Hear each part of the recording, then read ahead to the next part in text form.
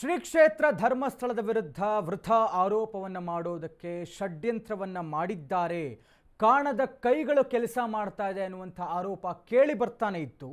ಇದೀಗ ಈ ಯಾರು ಕಾಣದ ಕೈಗಳು ಅನ್ನುವಂಥದ್ದನ್ನು ಭೇದಿಸ್ತಾ ಹೋದಾಗ ಗೊತ್ತಾಗ್ತಾ ಇರುವಂಥದ್ದು, ಈ ಧರ್ಮಸ್ಥಳದ ಮೇಲಿನ ಆರೋಪದ ಪ್ರಕರಣದಲ್ಲಿ ಕೇರಳ ರಾಜಕಾರಣಿಯ ನಂಟಿದೆ ಅನ್ನುವಂಥ ಸಂಶಯ ವ್ಯಕ್ತವಾಗ್ತಾ ಇದೆ.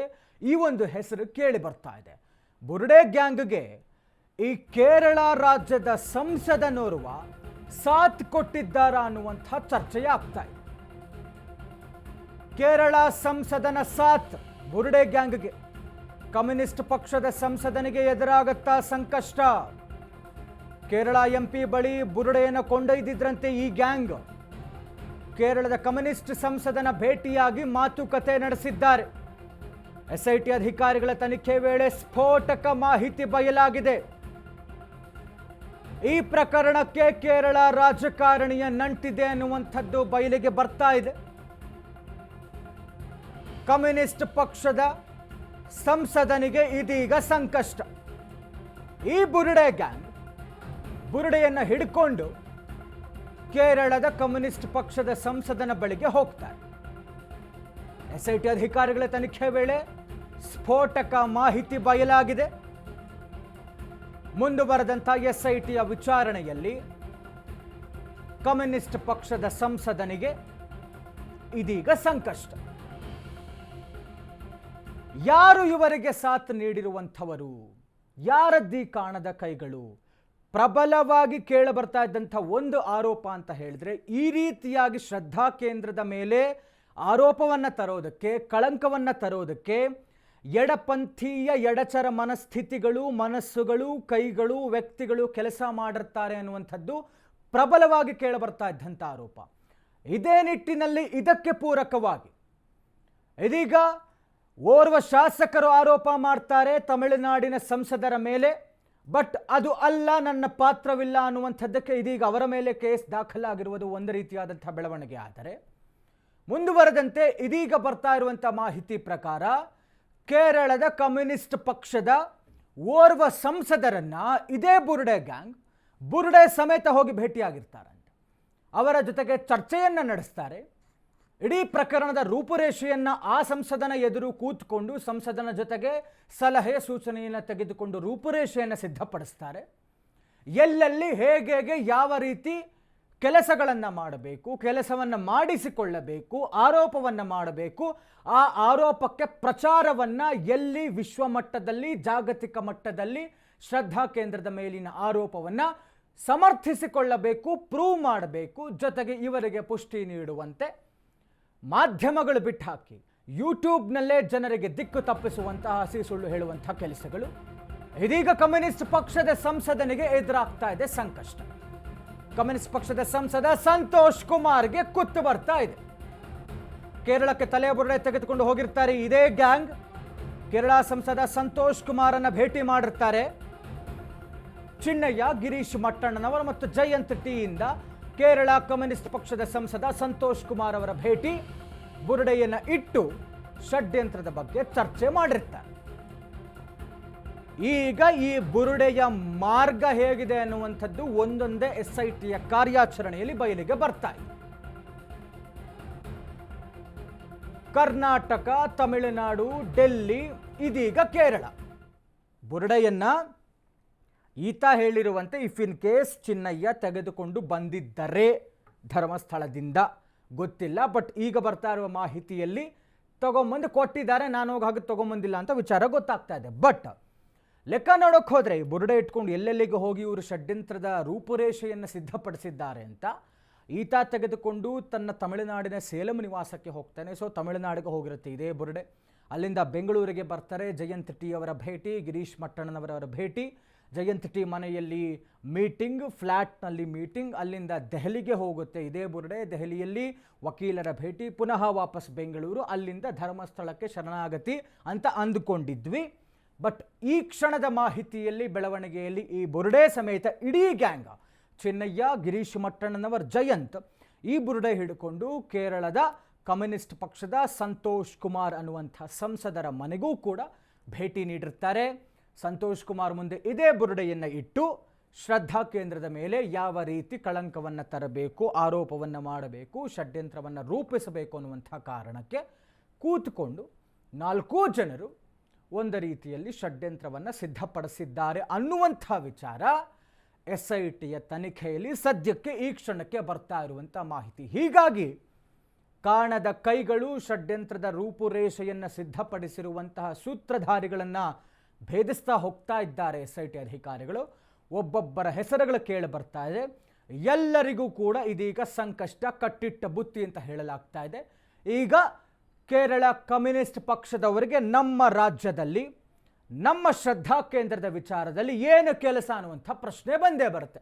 ಅಫ್ಕೋರ್ಸ್ ಧರ್ಮದ ವಿಚಾರ ಚರ್ಚೆಯಾಗತ್ತೆ. ಇದೀಗ ನಮ್ಮ ಧರ್ಮದವರೇ ನಮ್ಮವರೇ ನಮ್ಮ ಶ್ರದ್ಧಾ ಕೇಂದ್ರದ ಮೇಲೆ ಕಳಂಕ ತರೋದಕ್ಕೆ ಇನ್ಯಾರದ್ದೋ ಮಾತುಗಳಿಗೆ ಕಟ್ಟಿಬಿದ್ದು ಮಾಡಿದರ, ಇದರ ಹಿಂದೆ ಇವರ ನಿಜವಾದ ಒಂದು ಪ್ಲಾನ್ ಏನು, ದುಡ್ಡು ಮಾಡೋದಕ್ಕ, ಅನ್ಯ ಧರ್ಮೀಯರ ಪ್ಲಾನಿಂಗ್ಸಾ, ಹೇಗೆ ಇಷ್ಟೆಲ್ಲ ಪ್ಲಾನಿಂಗ್ಸ್ ಮಾಡ್ತಾರೆ ಇವರು ಅನ್ನುವಂಥ ಚರ್ಚೆ ಬಂದೇ ಬರುತ್ತೆ. ಈ ಪರ ವಿರೋಧಗಳ ಮಧ್ಯದಲ್ಲಿ ನಿಜವಾದ ಕಥೆಗಳು, ಷಡ್ಯಂತ್ರದ ಒಂದೊಂದೇ ಬಣ್ಣ ಇವರುಗಳದ್ದು ಬಯಲಾಗ್ತಾ ಇರುವಂಥದ್ದು. ಕೇರಳದ ಕಮ್ಯುನಿಸ್ಟ್ ಪಕ್ಷದ ಸಂಸದನಿಗೆ ನಮ್ಮ ರಾಜ್ಯದ ಶ್ರದ್ಧಾ ಕೇಂದ್ರದ ವಿಚಾರದಲ್ಲಿ ಏನು ಕೆಲಸ? ಎಡಪಂಥೀಯ ಮನಸ್ಥಿತಿಗಳು ಇದೇ ರೀತಿಯಲ್ಲಿ ಅನ್ಯ ಧರ್ಮೀಯರಿಗೆ ಸಹಾಯ ಮಾಡುತ್ತೆ ಅನ್ನೋದಕ್ಕೆ ಉದಾಹರಣೆಯಾಗಿ SIT ಒಂದು ತೀವ್ರತರವಾದಂಥ ವಿಚಾರಣೆಯ ಕಾರ್ಯದ ಭಾಗವಾಗಿ ಒಂದೊಂದೇ ಮಾಹಿತಿ ನಮಗೆ ಲಭ್ಯವಾಗ್ತಾ ಇರುವಂಥದ್ದು.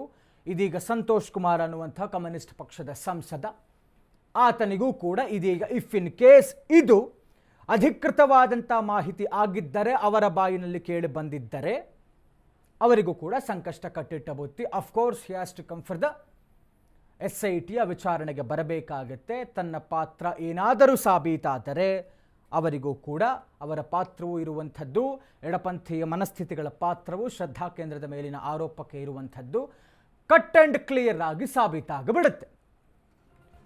ಹೀಗಾಗಿ ಗಿರೀಶ್ ಮಟ್ಟಣ್ಣನವರ, ಮಹೇಶ್ ಶೆಟ್ಟಿ ತಿಮರೋಡಿ ಏನು ಹೇಳ್ತಾ ಇದ್ರಲ್ಲ, ನಮ್ಮದು ಹೆಣ್ಣಿಗೆ ಆಗಿರುವಂತಹ ನ್ಯಾಯವನ್ನು ಕೊಡಿಸುವಂಥ ನಿಟ್ಟಿನಲ್ಲಿ ನಮ್ಮದು ಸಾಮಾಜಿಕವಾದಂಥ ಹೋರಾಟ ಅಂತ, ಸಾಮಾಜಿಕ ಹೋರಾಟವಾಗಿದ್ದರೆ, ಸೌಜನ್ಯಪರವಾದಂತಹ ಕಾಳಜಿ ಇದ್ದಿದ್ದರೆ ಈಗ ಈ ಬುರುಡೆ ಪ್ರಕರಣವನ್ನು ಮುಂದೆ ತರುವಂತಹ ಯಾವ ಪುರುಷಾರ್ಥ ಇವರಿಗಿತ್ತು ಅಂತ. ಒಂದು ಕಡೆ ಕೇಂದ್ರದ ತನಿಖಾ ಸಂಸ್ಥೆಗಳೇ ಒಂದು ರೀತಿ ಅದು ತಾರ್ಕಿಕ ಅಂತ್ಯ ಕಂಡಿಲ್ಲ, ಅಗ್ರಿಡ್. ಆಕೆಯ ಅತ್ಯಾಚಾರ ಕೊಲೆ ಆಗಿದೆ, ಒಪ್ಕೊಳ್ಳೋಣ. CBI ಒಂದು ರಿಪೋರ್ಟ್ ಕೊಡುತ್ತೆ, ಎಲ್ಲವೂ ಆಗತ್ತೆ, ಆರೋಪಿ ಆಗುತ್ತಾನೆ, ಆತನನ್ನು ನಿರಪರಾಧಿ ಅನ್ನಲಾಗುತ್ತೆ. ಮುಂದುವರೆದಂತೆ ಕೇಸ್ನ ರೀಓಪನ್ಗೆ ಕುಟುಂಬಸ್ಥರೇ ಪತ್ರವನ್ನು ಬರೀತಾ ಇಲ್ಲ. ಈ ಮಧ್ಯದಲ್ಲಿ ಈ ಹೋರಾಟಗಾರರು ಏನು ಮಾಡಲಿಕ್ಕೆ ಸಾಧ್ಯ ಅನ್ನುವಂಥದ್ದನ್ನು, ಪ್ರತಿಯೊಂದು ವಿಚಾರವನ್ನು ಅದೊಂದು ರೀತಿಯಲ್ಲಿ ಈ ಕಾವೇರಿ ಹೋರಾಟದ ಥರ ತೊಗೊಂಡ್ಬಿಟ್ರು. ಎಂದಿಗೂ ಮುಗಿಯದಂಥ ಕತೆ. ಸೌಜನ್ಯ ಅನ್ನುವಂಥ ಹುಡುಗಿಯನ್ನು ಮುಂದೆ ಕರೆತಗೊಂಡ್ಬರ್ತಾರೆ, ಆಕೆಯ ಭುಜದ ಮೇಲೆ ಗನ್ನಿಡ್ತಾರೆ, ಧರ್ಮಸ್ಥಳದ ಕಡೆಗೆ ಹೊಡೆಯುವಂಥ ಕೆಲಸ. ಅಮಿತ್ ಶಾಗೆ ಪತ್ರವನ್ನು ಬರೆದಿದ್ದಾರೆ ಸಂಸದ ಸಂತೋಷ್ ಕುಮಾರ್. ಧರ್ಮಸ್ಥಳ ಪ್ರಕರಣ NIAಗೆ ವಹಿಸುವಂತೆ ಕೇರಳದ MP ಪತ್ರ ಬರೆದಿದ್ದಾರೆ.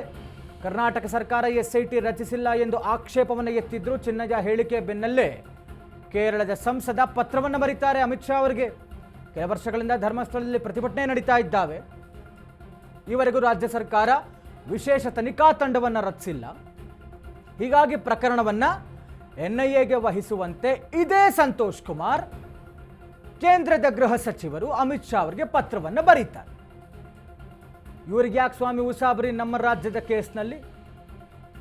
ಈಗ ಗೊತ್ತಾಗ್ತಾ ಇದೆ ಕಾರಣ ಏನು ಅಂತ. ಕರ್ನಾಟಕ ಸರ್ಕಾರ ತೆಗೆದುಕೊಳ್ಳಬೇಕಾದಂಥ ನಿರ್ಧಾರ, ಅವರು ಪ್ರಜ್ಞಾವಂತರು, ಕಾನೂನನ್ನು ಬಲ್ಲವರು, ಏನಾಗ್ತಾ ಇದೆ ಏನಾಗ್ತಾ ಇಲ್ಲ ಅನ್ನುವಂಥದ್ದನ್ನು ನಿರ್ಧಾರ ನಮ್ಮ ರಾಜ್ಯ ಸರ್ಕಾರ ಕೈಗೊಳ್ಳುತ್ತೆ. Who is it to tell it? ಚಿನ್ನಯ್ಯನ ಹೇಳಿಕೆ ಬೆನ್ನಲ್ಲೇ ಈ ಕಮ್ಯುನಿಸ್ಟ್ ಪಕ್ಷದ ಕೇರಳದ ಸಂಸದ ಕೇಂದ್ರ ಗೃಹ ಸಚಿವರಿಗೆ ಪತ್ರ ಬರೀತಾರಂತೆ. ಕರ್ನಾಟಕ ಸರ್ಕಾರ ತನಿಖಾ ಸಂಸ್ಥೆಯನ್ನು ಈ ಒಂದು ಪ್ರಕರಣಕ್ಕೆ ಸಂಬಂಧಪಟ್ಟಂತೆ ಧರ್ಮಸ್ಥಳದಲ್ಲಿ ಹಲವಾರು ವರ್ಷಗಳಿಂದ ಇದೇ ವಿಚಾರವಾಗಿ ಅನ್ಯಾಯಗಳಾಗಿದ್ದಾವೆ, ಅನಾಚಾರಗಳಾಗಿದ್ದಾವೆ ಅನ್ನುವಂಥ ಕಾರಣಕ್ಕೆ ಒಂದು ರೀತಿಯಲ್ಲಿ ಪ್ರತಿಭಟನೆಗಳು ಹೆಚ್ಚಾಗಿ ನಡೀತಾ ಇದ್ದಾವೆ. ಇದೇ ವಿಚಾರವಾಗಿ ಕರ್ನಾಟಕ ಸರ್ಕಾರ ಯಾವ ನಿರ್ಧಾರವನ್ನು ಕೈಗೊಳ್ತಾ ಇಲ್ಲ, ತನಿಖೆಯನ್ನು ಬೇಕಾದಂಥ ರೀತಿಯಲ್ಲಿ ಮಾಡ್ತಾ ಇಲ್ಲ. ಹೀಗಾಗಿ ಈ ಒಂದು ಪ್ರಕರಣವನ್ನು NIAಗೆ ವಹಿಸಿ ಅಂತ ಕೇಂದ್ರದ ಗೃಹ ಸಚಿವರಿಗೆ ಇದೇ ಕೇರಳದ ಸಂಸದ ಪತ್ರವನ್ನು ಬರೀತಾರಂತೆ. ಇಲ್ಲಿ ಸಂಶಯ ಶುರುವಾಗುತ್ತೆ. ಡೀಟೇಲ್ಸ್ ಕೊಡ್ತಾ ಹೋಗ್ತಾರೆ ನಮ್ಮ ಪ್ರತಿನಿಧಿ ಅರುಣ್ ಕುಮಾರ್. ಅರುಣ್, ಇದೀಗ ಷಡ್ಯಂತ್ರದ ಭಾಗವಾಗಿ ಯಾರೆಲ್ಲ ಇದ್ದಾರೆ ಅಂತ SITಯ ತನಿಖೆಯಲ್ಲಿ ಬಯಲಾಗ್ತಾ ಇದೆ. ಈಗ ನೇರವಾಗಿ ಕೇಳಬರ್ತಾ ಇರುವಂಥ ಹೆಸರು ಕೇರಳದ ಕಮ್ಯುನಿಸ್ಟ್ ಪಕ್ಷದ ಓರ್ವ ಸಂಸದ ಸಂತೋಷ್ ಕುಮಾರ್. ಇವರಿಗೆ ಇಲ್ಲೇನು ಕೆಲಸ ಇತ್ತು ಅನ್ನುವಂಥ ಪ್ರಶ್ನೆ ಮಧ್ಯದಲ್ಲಿ ಇಡೀ ಬುರ್ಡೆ ಗ್ಯಾಂಗ್ ಹೋಗಿ ಅವರನ್ನು ಭೇಟಿಯಾಗುತ್ತೆ. ಜೊತೆಗೆ ಇವರು NIAಗೆ ವಹಿಸಿ ಅಂತ ಕೇಂದ್ರ ಗೃಹ ಸಚಿವರಿಗೂ ಪತ್ರವನ್ನು ಬರೀತಾರಂತೆ. ಇವರಿಗೇನು ಕೆಲಸ ಇತ್ತು ಅನ್ನುವಂಥ ಚರ್ಚೆ ಆಗ್ತಾ ಇದೆ. ಸದ್ಯಕ್ಕೆ ಏನಾಗ್ತಾ ಇದೆ ಅನ್ನುವಂಥ ಡೀಟೇಲ್ಸ್ ಕೊಡೋದಾದ್ರೆ ಸಂತೋಷ್, ಏನಂದ್ರೆ ಈ ಧರ್ಮಸ್ಥಳ ವಿಚಾರಕ್ಕೆ ಸಂಬಂಧಪಟ್ಟಂತೆ ಪ್ರತಿದಿನ ಒಂದೊಂದಷ್ಟು ಮಾಹಿತಿಗಳು ಹೊರಗಡೆ ಬರ್ತಾ ಇರುವಂತದ್ದು. ಈಗ ಒಂದು ಕೇರಳದ ಸಂಸದರಾದಂತಹ ಸಂತೋಷ್ ಕುಮಾರ್ ಅವರು ಸಹ ಈ ಒಂದು ಧರ್ಮಸ್ಥಳ ಷಡ್ಯಂತ್ರದಲ್ಲಿ ಭಾಗಿಯಾಗಿದ್ದಾರೆ ಅನ್ನೋದು ಮೇಲ್ನೋಟಕ್ಕೆ ಆರೋಪ ಕೇಳಿ ಬಂದಿರುವಂತದ್ದು. ಅಂದ್ರೆ ಈಗ ಈ ಒಂದು ಗ್ಯಾಂಗ್ ಏನಿತ್ತು, ಈ ಬುರ್ಡೆ ಗ್ಯಾಂಗ್ ಏನಿತ್ತು, ಸೊ ಈ ಒಂದು ಗ್ಯಾಂಗ್ ಕೇರಳದ ಸಂಸದ ಹತ್ರ ಹೋಗಿ ಈ ರೀತಿ ಭೇಟಿ ಮಾಡಿ ಈ ರೀತಿ ಕೆಲವೊಂದಷ್ಟು ಪ್ಲಾನ್ ಗಳನ್ನು ಮಾಡಿದ್ರು ಅನ್ನೋದು ಸದ್ಯಕ್ಕೆ ಗೊತ್ತಾಗಿರುವಂತದ್ದು. ಅಂದ್ರೆ SIT ತನಿಖೆ ಮಾಡುವಂತ ಸಂದರ್ಭದಲ್ಲಿ ಏನು ಯೂಟ್ಯೂಬರ್ಗಳನ್ನ ತನಿಖೆ ಮಾಡ್ತಾ ಇದ್ರು, ಮತ್ತೆ ಕೆಲವೊಂದಷ್ಟು ಮಾಹಿತಿಗಳನ್ನ ಸಹ SIT ಅಧಿಕಾರಿಗಳು ತನಿಖೆ ಮಾಡಿದ್ರು. ಅದರಲ್ಲಿ ಪ್ರಮುಖವಾಗಿ ಏನು ಈಗಾಗಲೇ ಕೆಲವೊಂದಷ್ಟು ಯೂಟ್ಯೂಬರ್ಗಳನ್ನ SIT ಅಧಿಕಾರಿಗಳು ತನಿಖೆಯನ್ನ ಮಾಡಿರುವಂತದ್ದು. ಆ ಒಂದು ಸಂದರ್ಭದಲ್ಲಿ ಈಗ ಗಿರೀಶ್ ಪಟ್ಟಣ್ ಇರ್ಬೋದು, ಮತ್ತೆ ಮಹೇಶ್ ಇರ್ಬೋದು, ಮತ್ತೆ ST ಸಮೀರ್ ಇರ್ಬೋದು, ಎಲ್ಲರೂ ಸಹ ಹೋಗಿ ಕೆಲವೊಂದಷ್ಟು ಕೇರಳದ MP ಅವರನ್ನ ಭೇಟಿ ಮಾಡಿದ್ರು ಅನ್ನೋದು ಗೊತ್ತಾಗಿರುವಂತದ್ದು. ಅಂದ್ರೆ ಅವರ ಒಂದು ಮೊಬೈಲ್ ಟವರ್ ಲೊಕೇಶನ್ ಇರ್ಬೋದು, ಮತ್ತೆ ಬೇರೆ ಬೇರೆ ಏನೋ ಮೊಬೈಲ್ಗಳು ಆಕ್ಟಿವ್ ಎಲ್ಲಿ ಇತ್ತಂತ ಸಂದರ್ಭದಲ್ಲಿ ಪ್ರಶ್ನೆ ಮಾಡುವಂತ ಸಂದರ್ಭದಲ್ಲಿ ಅವರು ಕೇರಳದ ಸಂಸದರಂತ ಸಂತೋಷ್ ಅವರನ್ನ ಭೇಟಿ ಮಾಡಿದ್ರು ಅನ್ನೋದು ಗೊತ್ತಾಗಿರುತ್ತೆ. ಅಂದ್ರೆ ಚಿನ್ನಯ್ಯ, ಗಿರೀಶ್ ಪಟ್ಟಣ್ ಇರ್ಬೋದು, ಜಯಂತ್, ಇವರೆಲ್ಲನೂ ಹೋಗ್ಬಿಟ್ಟು MP ಅವರ ಮುಂದೆ ಹೋಗ್ಬಿಟ್ಟು ಈ ರೀತಿ ಬುರ್ಡೆ ಬಗ್ಗೆ ಷಡ್ಯಂತ್ರ ಮಾಡ್ಬೇಕು, ನಾವು ಇದನ್ನ ಧರ್ಮಸ್ಥಳದಲ್ಲಿ ಇದನ್ನ ಹೈಪ್ ಮಾಡಬೇಕು, ಮತ್ತೆ ಒಂದು ಹಿಂದೂ ದೇವಾಲಯಗಳನ್ನ ಟಾರ್ಗೆಟ್ ಮಾಡಬೇಕು ಅಂತ ಹೇಳ್ಬಿಟ್ಟು ಅವರು ಒಂದು ಈ ಬಗ್ಗೆ ಮಾತನಾಡಿರುವಂತದ್ದು. ಮತ್ತೆ ಇಲ್ಲಿ ಕೇರಳದಲ್ಲೂ ಸಹ ಆತ ಒಂದು NIAಗೆ ವಹಿಸ್ಬೇಕು ಅಂದ್ಬಿಟ್ಟು ಒಂದು ಆಗ್ರಹವನ್ನ ಸಹ ಮಾಡಿರೋದು ಆಗಿ ಒಂದು ಸದ್ಯಕ್ಕೆ ಗೊತ್ತಾಗಿರುವಂತದ್ದು. ಸೊ ಹಾಗಾಗಿ ಮುಂದಿನ ದಿನಗಳಲ್ಲಿ SIT ಅಧಿಕಾರಿಗಳು ಕೇರಳದ ಸಂಸದರಿಗೂ ಸಹ ಒಂದು ನೋಟಿಸ್ ಅನ್ನ ಕೊಟ್ಟು ವಿಚಾರಣೆ ಮಾಡುವಂತ ಸಾಧ್ಯತೆ ಇರುವಂತದ್ದು. ಥ್ಯಾಂಕ್ ಯು ಅರುಣ್ ತಮ್ಮೆಲ್ಲ ಡೀಟೇಲ್ಸ್ಗಾಗಿ. ಸದ್ಯಕ್ಕೆ ಕೇಳಬರ್ತಾ ಇದ್ದಂಥದ್ದು ಶ್ರದ್ಧಾ ಕೇಂದ್ರದ ಮೇಲೆ ನಿಜವಾಗಿಯೂ ಎಡಪಂಥೀಯ ಮನಸ್ಥಿತಿಗಳು ಕೆಲಸ ಮಾಡಿದೆ ಷಡ್ಯಂತ್ರದ ಭಾಗಿಯಾಗಿ ಅಂತ. ಇದಕ್ಕೆ ಪುಷ್ಟಿ ನೀಡುವಂತೆ SITಯ ತನಿಖೆಯ ಬೆಳವಣಿಗೆಗಳಲ್ಲಿ ಒಂದೊಂದೇ ವಿಚಾರಗಳು ಬಯಲಾಗ್ತಾ ಇರುವಂಥದ್ದು. ಹೀಗಾಗಿ ಖಂಡಿತವಾಗಿಯೂ ಕಮ್ಯುನಿಸ್ಟ್ ಪಕ್ಷದ ಮನಸ್ಥಿತಿಗಳು, ಎಡಪಂಥೀಯ ಮನಸ್ಥಿತಿಗಳು ಷಡ್ಯಂತ್ರದಲ್ಲಿ ಭಾಗಿಯಾಗಿದ್ದಾವೆ ಅನ್ನುವಂಥದ್ದು ಬಹಳ ಸ್ಪಷ್ಟವಾಗಿ ಕಂಡು ಬರ್ತಾ ಇದೆ ಈ ಒಂದು ಪ್ರಕರಣದಲ್ಲಿ.